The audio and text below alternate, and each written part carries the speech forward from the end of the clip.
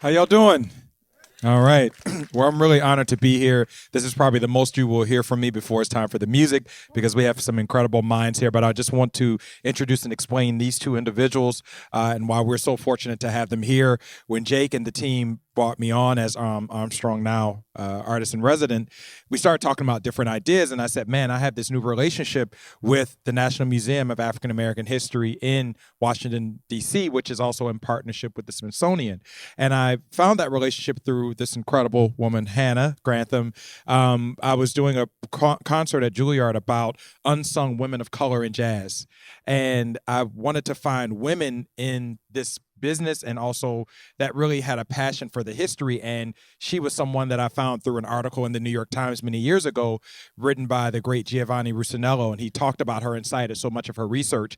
So she was kind of like a mythic figure trying to get to her because, despite her age, she's not on social media and not that active. So finally I got to her and she's been such a joy and we've been able to work on a couple of things, but I told Jake, we got to get her involved. So the first person I'm going to introduce is just this wonderful curatorial assistant and just fan of the music and lover of life. That is Miss Hannah Grantham. Thank you. And then when Hannah and I got to speak about just the many projects that we wanted to create, and particularly Armstrong Now, she talked about the museum in D.C. and she said, well, we've got to talk to the head of all of this, like her boss. And when I started doing my research on this guy, I was like, man, I don't even know if I'm smart enough to even get on a Zoom call with him. But once we got on that call, we realized we had so many different connecting points. And so I'm honored to have Dr. Stephen Lewis, who is the curator of music and performing arts for the National Museum of African American History in Washington, D.C. You got it, Ricky. So as kind of the in-house guy here, for those who don't know, I'm in charge of the Louis Armstrong Archives. I celebrated my 13th year anniversary this week. It's the world, thank you. It's the world's largest archives for any single jazz musician. So when we talk about activating the archives, it's activating a lot. So I want to start first with Ulysses before people hear the show today. What was your entry point into the archives, into the music? What inspired you? What didn't you know before you got here? Just tell us about your experience with the Armstrong Archives. Sure. So as a musician, growing up in Jacksonville, Florida, I got exposed to Louis Armstrong through probably What a Wonderful World, just the song.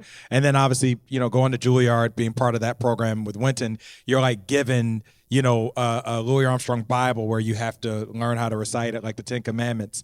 But I would say that Cornet Chop Suey was actually the first thing Lauren Schoenberg made all of us in our jazz history class learn it. That was like our first day and first assignment. But I would say when I got this position, I think diving in and coming to the house and hearing all the spoken word and the different stories, and I think probably one of the most impactful ones, which is Louis talking about how that song, What a Wonderful World, comes from this community. That was when I realized his life was much larger than what he played or what he sung, but that truly the archives are telling this larger impact that he's still making even in his absence. And I would say, lastly, what I didn't realize was how brilliant he was of documenting himself.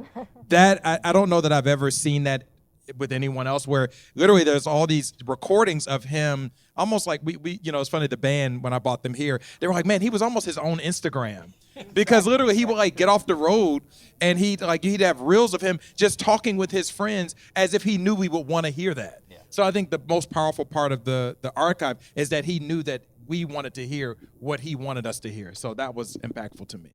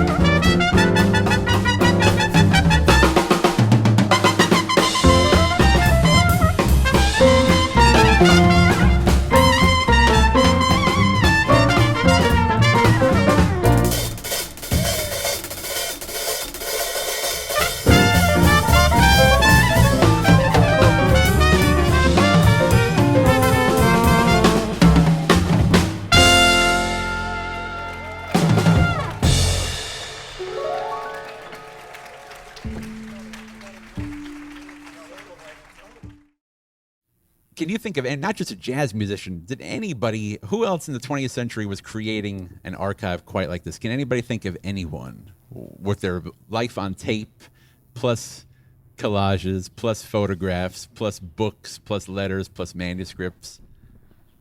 I'd say a few were lost to time. There were a few other musicians during the 20th century that did amass what we know was quite a lot of material referencing their life, but they either burned down or they were dispersed by family members. So to have one this intact is just, it's mind-blowing, quite honestly. Yeah, I think, and it gets back to like the conditions that musicians lived and worked under, especially in Armstrong's day.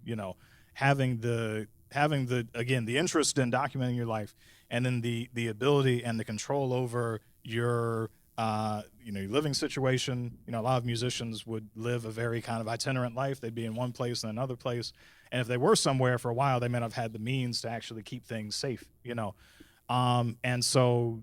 All those things mean that very few people had the ability, even if they wanted to, And so it's a really unique kind of a treasure to have so much in his own words that we can now refer back to. I really can't think of, an example of the kind of things that get lost. So Scott Joplin, a great composer who passed away in 1917 when Louis was very young, of course. He had, trunks full of music, a lot of which was unpublished. He had one of his operas that he wrote. And all these things, I think he was renting from a boarding house or something like that. And I think he didn't get paid on time, and so he didn't pay his rent on time. And then the trunk got confiscated, and now we don't know where any of that stuff is. So this is music that we won't have now. And that goes back to like just, kind of the social and the economic world that musicians had to make it in, especially 100 years ago. So this history is really precious, is what I'm saying. And it, there's not enough of it.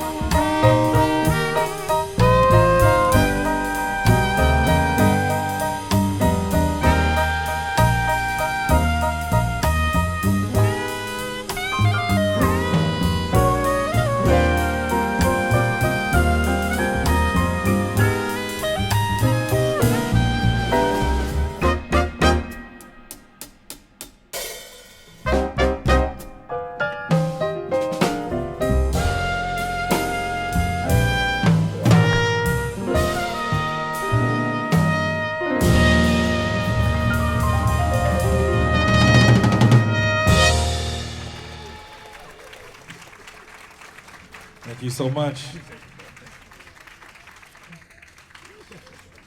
So that composition was probably one of my favorite of all of the different ones that we're going to perform for you, and that was called Tears. And this one is pretty special. It was actually a composition credited to both Louis and Lucille. And it was recorded with King Oliver in 1923. He let Louis take those breaks, like where in the song where we had kind of those breaks, Louis took those. And it's interesting that he said that he was kind of, when they made the recording, he was kind of dismayed by the recording quality. And so he basically decided to pick up his, I think in 1951, he picked up his trumpet and played along with the recording, and did it again. And we have, I think they have a virtual exhibit of this actually, that they did in 2020. But I think for me, what was kind of beautiful about it was the melody and even like just the ballad feel, and almost like, we put it in kind of the 12/8 kind of groove, but just hearing the way that Alfonso and Birsa interpreted that melody was incredibly gorgeous to me. I hope it was to you as well. So can you please put your hands together again for them? I want to, before the panel, I sent around some clips, and we figured we would talk about some today, but I'm going to do a blindfold test. I'm just going to play something nobody's heard, because the conversation, the sound quality of this leaves a little bit to be desired, so I might have to translate as we go on. Mumbled Louis Armstrong is my second language, so I can get you through it. This clip actually appears in the documentary, but I wanted to play it in full because it's in Denmark, of all places, Scandinavia, 1952. And something must have happened to Louis to set him off, because he's doing an interview with a innocent-sounding Danish broadcaster who asks about racial prejudice, and Louis says, you get it all around the world, and even here. And the guy's like, even here in Denmark? But then Louis talks about that, but then he talks about how he doesn't go anywhere where he's not wanted, and he goes, I've got my hobbies. And he talks about, it's one of the reasons that's kind of making him do this. So I might have to stumble around my phone for a minute. Let's... Well, I think I'm going to ask... Sorry. I think there'll be just time to ask you one more question. I'd like to have your opinion of, shall we say, the trends of modern jazz. Sorry. We're getting there. I know that in music, or in art as a whole, there's no racial prejudice. So the guy said, I know in music there's no racial prejudice. So here we go. There should be no racial prejudice in anything. No, there should not be, but have you ever met any racial prejudice? No, because I outplayed everybody. So the guy said, have you ever experienced racial prejudice, musically speaking? And Louis goes, no, because I outplayed everybody. So, regardless of what they was, they couldn't play no better than I could. Maybe they would have tried it otherwise. So they couldn't play as good as I could have. Otherwise, maybe they would have tried it. Oh, But person to get that thought, it's stupid. Yes, it is. So even for a person to get that thought, he goes, it's stupid. Get it all over the world. Right here, you get prejudice. You kidding? So I go all around the world, because even right here, I get prejudice. You kidding? They're all over the world. Yeah, not only in Africa. Very many places. Right here, you get prejudice. Here? Yeah, everywhere. How is it here? Well, essence of it all over. Have you any examples of it here? Well, you can see a whole lot of examples. I'll go out there right now and within an hour's time and see 5 situations. So the guy wants examples. He goes, do you have any examples of racial prejudice? He goes, well, the essence of it's here. He goes, I can go out right now in 5-10 minutes, see 5 different examples of the racial prejudice. Race prejudice. You know? Yes, I know. You put up some money, I'll show you. You pull out some money and I'll show you.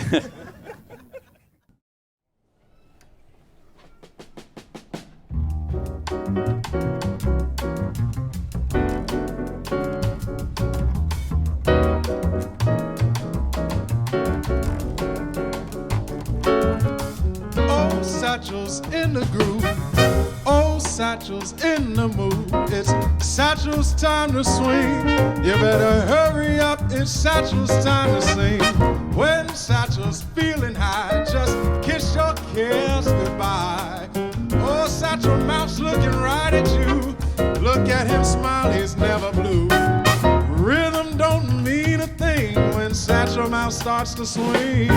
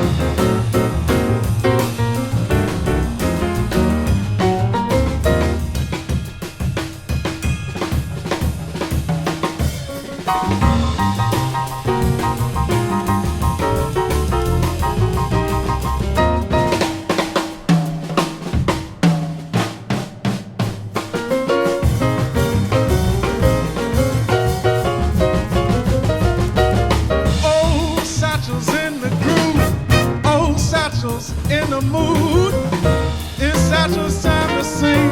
Hurry up, it's Satchel's time to swing.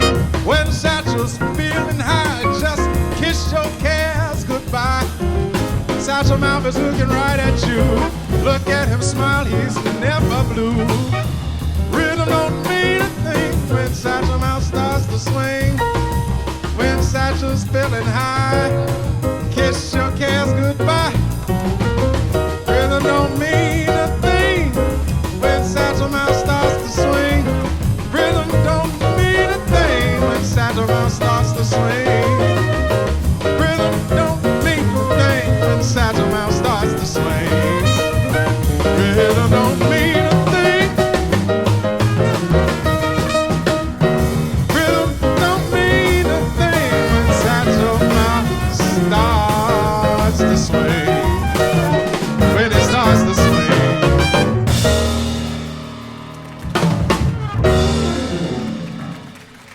Thank you so much.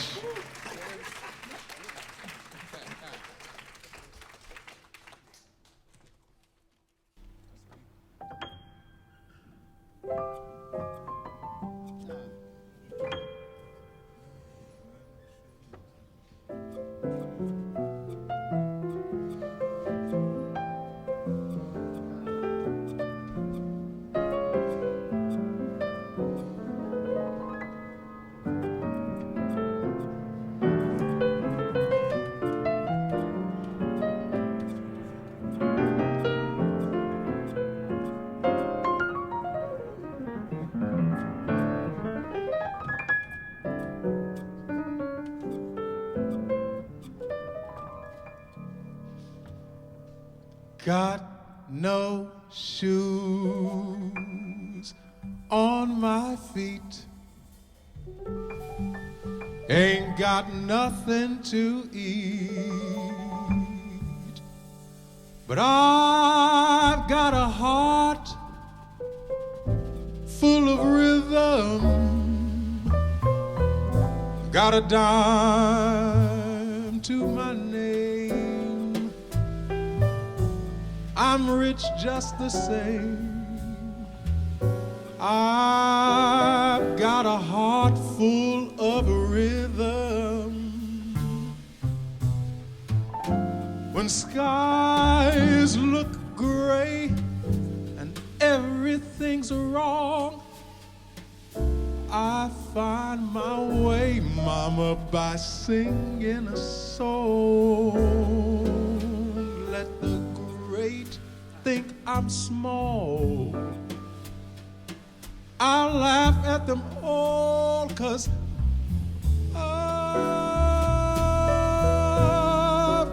a heart full of rhythm.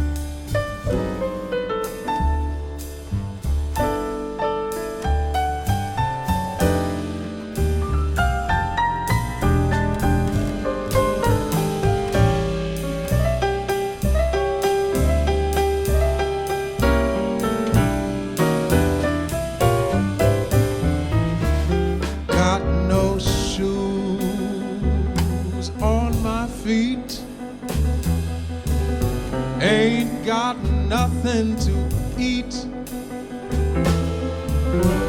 but I've got a heart full of rhythm, got a dime to my name, I'm rich just the same, 'cause I got a heart full of rhythm. When skies look gray, everything's wrong, I'll find my way, mama, by singing a song. Let the great think I'm small, I'll just laugh at them all, 'cause I've got a heart. Yes, I've got a heart. I've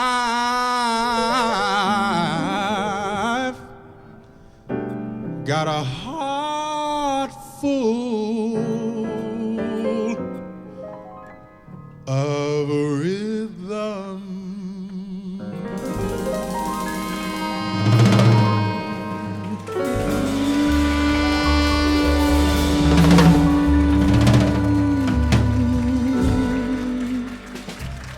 Thank you. That's Milton Suggs, ladies and gentlemen.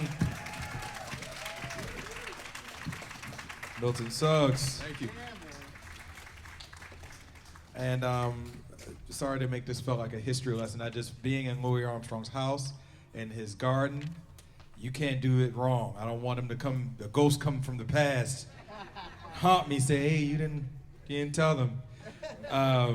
But before we do that, that song was so beautiful. Can we please put our hands together again for Milton Suggs? Yeah. But it's different. Well, I see a whole lot I don't say nothing about. I mean, my business. I mean, I tend to my own business, and I don't have but 4 hours or whatever it is to even be out in the public. So he tends to his own business guy. I only have a couple hours anyway to be out among the public. I have a lot at home to amuse me, and I feel just as grand right in this room as I do anywhere else in the world, because we're together, me and the wife. So he said he has a lot at home to amuse himself, and he goes, all I need to be is in this room right now, me and my wife. People can't stay home, and the twiddling the fingers, they're the ones go through all that foolishness. to me? It's the people who can't stay at home twirling their fingers. He goes, I don't go through that foolishness. Anywhere, because I mean, wherever I am, that's home sweet home to me. Wherever I am, that's home sweet home to me. The window, I got enough to amuse me. The average person don't know how to adopt things to take in their idle time. That's why they go through all that. So he said, the average person doesn't know how to adopt things in their idle time. That's why they go through all that, because I've got enough to amuse me. So the tapes and letters, all that stuff. Creating an archive is what is shielding him from this world out there. And I never will. But if they don't want to be bothered with me, I don't want to be bothered with them. If they don't want to be bothered with me, I don't want to be bothered with them. Applause for my ability, and that's all necessary. He gets applause for his ability, and that's all he requires. Yes, I see. But, everybody would do that. I mean, I guess there would never be no race prejudice. So if everybody did that, I guess there'd be no racial prejudice. Going somewhere where they're not wanted, that's what causes that. but what is to do about race prejudice? I ain't gonna do it. I didn't start it, so I sure ain't gonna try to end it. So once again, Louis has got to solve the issue. What are you going to do about this racial? I didn't start it. Put your hands together for Mr. Tommy Wasiuta.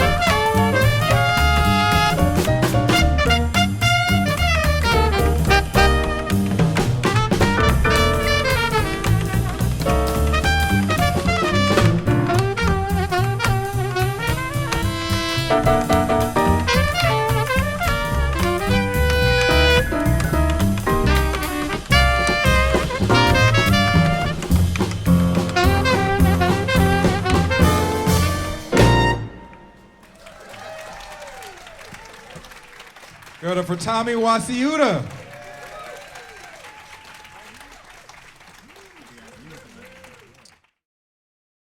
So a lot of deep stuff in that clip there. You know, you hear him. He's kind of, you know, he's a little hot, but he's talking about, you know, keeping his mind occupied, these idle moments.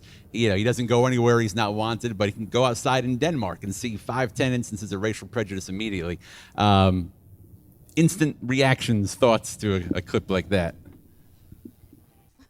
I will just say what's interesting to me is to hear all the clips I've been listening to before have been very jovial and like just light. This is one of the first clips I've heard where he's very angry, and he sounds like my grandfather, you know. And that's what's interesting to me is there's this collective anger that all, particularly black folks of that era, had. And what's interesting to me is that he shouldn't have that anger because he experienced things that most of them never did. But the fact that he still feels that way and is justified in it is interesting. And then, because I'm not even going to have the conversation about how we as African-American musicians today still experience that when we travel abroad. So that's a whole other panel. But what I will say is the anger is what speaks to me. And the fact that, in one clip, this guy is buying coal for people and he's got, all these houses, or he's helping people to do things. But in this another regard, he's still angry about this very real thing. Is really fascinating and unfortunate. Yeah, the thing he said in the beginning about he had outplayed everybody reminds me of something that Ossie Davis said about him, which he talked about because he's considerably younger than Armstrong, and talked about how when he was a young man, and this is true of a lot of African Americans who were coming of age in the 60s and 70s, looked at Lewis's older work, like his film appearances and stuff, and frankly were a little bit uncomfortable with it, again, because of the entertainment conventions of the time, because of the way black people were kind of made to act on camera. A lot of that material still doesn't sit well with people. But what Ossie said he understood when he really listened to the music is that whatever he was doing for the camera or for the audience, he said that trumpet could kill a man, is the way he put it.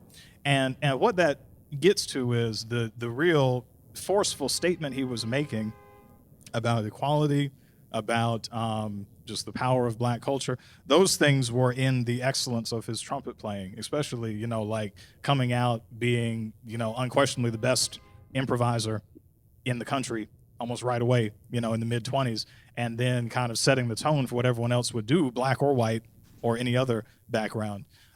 He was making a statement about racial prejudice, about black people's ability to achieve despite efforts to curtail black aspirations.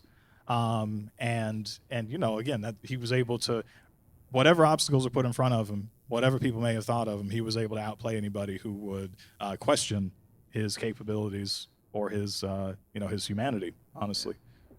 It does bring to mind that you have to be twice as good as everyone else just to get a step further. And Louis Armstrong clearly got further than I think most anyone could have achieved in the 20th century. Even now, I think he stands the test of time in terms of accomplishment. But to Ulysses' point, I think that anger is real, but I think it reminds me of some of his animosity towards critics as well, that really didn't seem to understand his body of work or what his mission was, which on the one hand was entertainment, but he's also representing a group of people that didn't have a very large voice to speak on. And so for better or for worse, he's the icon, he's the mascot.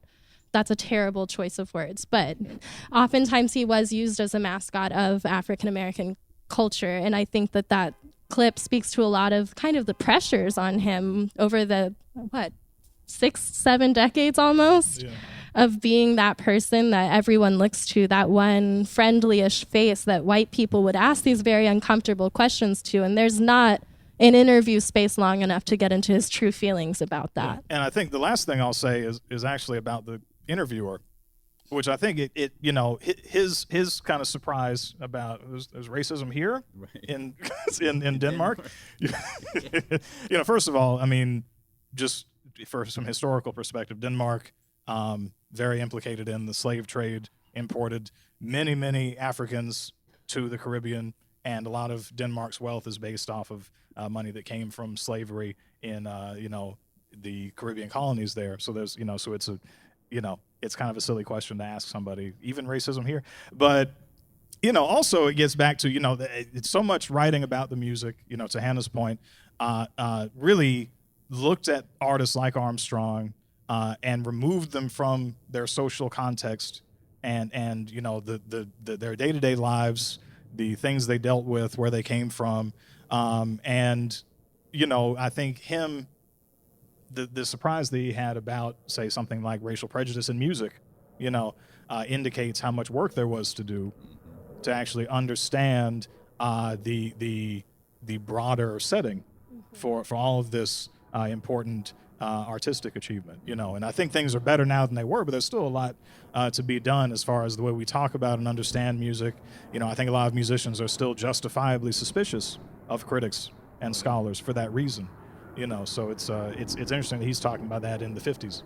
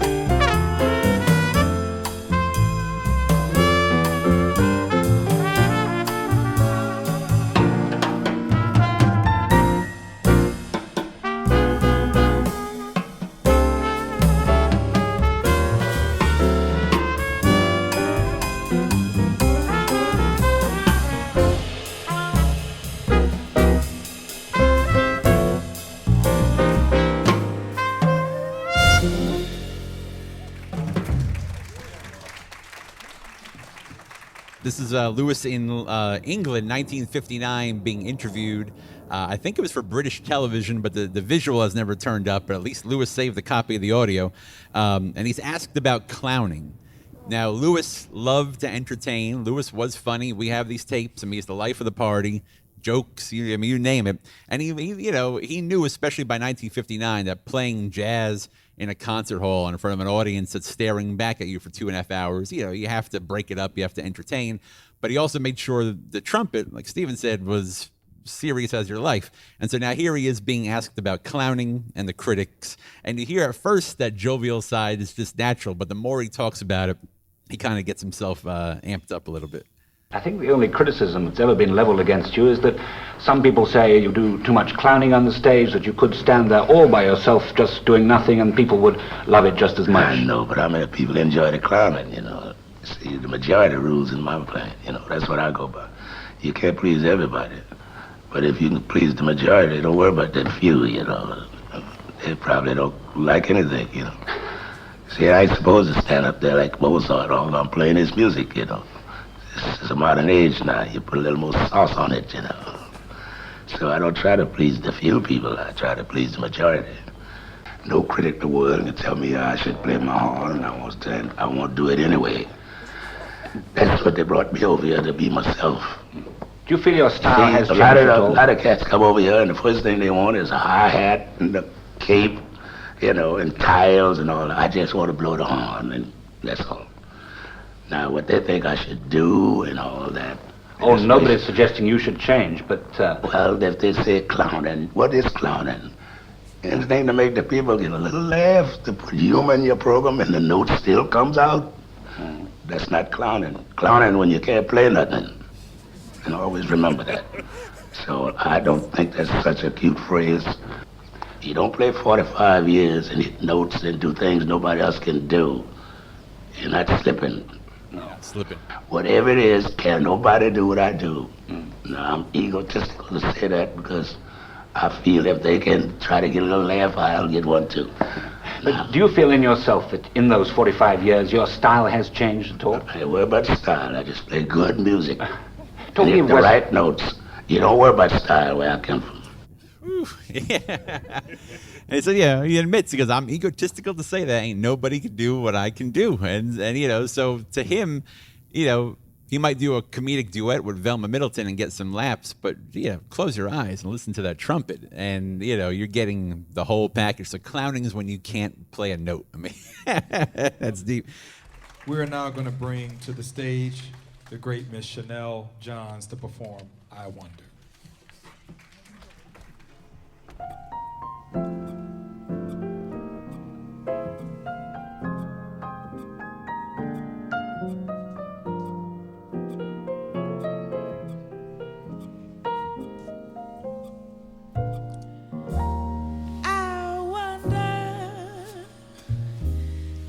Little darling, where will you be this moonlit night? Are you holding someone tight? Oh, baby, I wonder.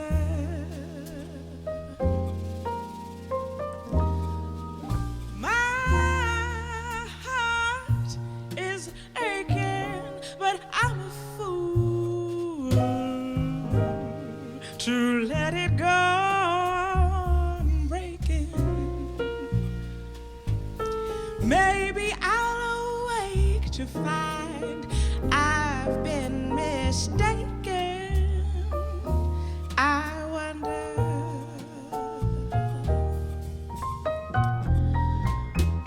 Baby, since we've been through, I've been through Lover's Lane, but in my heart there's only pain.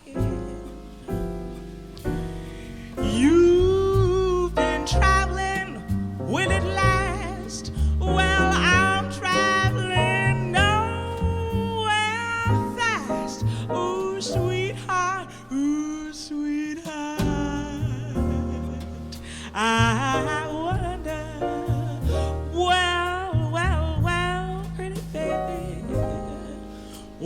when this new love dies, where will you be? Will you come running back to me? I wonder.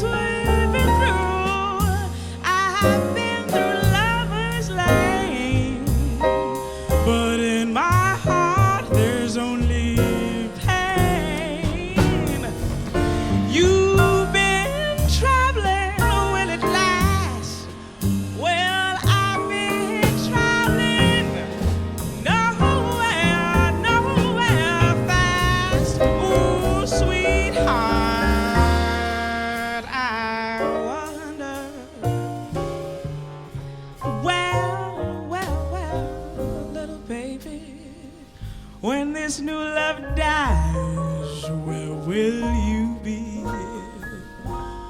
Will you come running back to me? I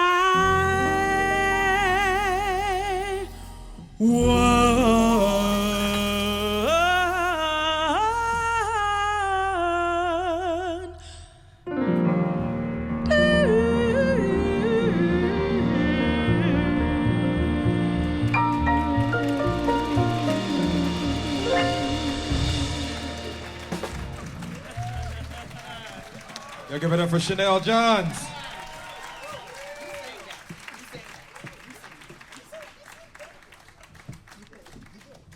So that tune was originally a big hit on the R&B charts by Cecil Gant. But I think tonight, or I should say today, I'm so used to doing gigs at night, today Chanel put it back on the map in a new way. Can we put our hands together for Chanel Johns? As we get ready to play our final composition for today, I want to again put just my sincere love out for these incredible musicians. This music is not easy, and they have been so incredible at working on it with me and playing it as the incredible professionals that they are. So can you please put your hands together for Philip Norris on bass, Luther Allison on piano, Alfonso Horn on trumpet, Birsa Chatterjee on all the saxophones and clarinets. I also want to give a thank you to Jackie Harris and the Louis Armstrong Foundation for all that you do. Also for Denise Pease, who actually is one of the kids in one of the legendary photos with Louis, and she knew him as Uncle Louis. And I also want to give a shout out to just a lot of the folks that have been very supportive of me during this whole process. She's not with us, but Regina, who's part of the staff, also Jake, Junior, Highland, Ricky, just everybody here at the museum who's just really made it feel like a second home to me, and I'm incredibly grateful to them, which is why I'm going to end on the tune that to me sums up this entire neighborhood and this experience that Louis had here in Corona, Queens, but also what people got from him as Uncle Louis and his incredible wife, Aunt Lucille, and that is What a Wonderful World. And so we have our own arrangement, or some would consider derangement of it. But I have to say, to have a chance to play here and to have so much just time with the archive and the spirit of Louis Armstrong is definitely needed at this time, I would say, in my life as an artist, because I feel like you get to that point as a jazz musician where you start and your goal is just to make a name for yourself and to just get out there and try to, figure it out however that means and whatever that means to you. But then you get to a point in your career where you're like, what's next? And I would say at this particular juncture of my career, to transition from just being a sideman drummer to band leader, and now, even having my own organization and doing more directorial things, being up close with someone who did it better than anybody, and he knew it. The great Louis Armstrong has been so impactful. So I look forward to uncovering and unpacking more of his work, and also with our partners from the Smithsonian and the National Museum of African American History in DC. Look forward to working more with them. But thank you, most of all, the audience, for being here and supporting this great work, and I hope to see you again in the very near future. God bless.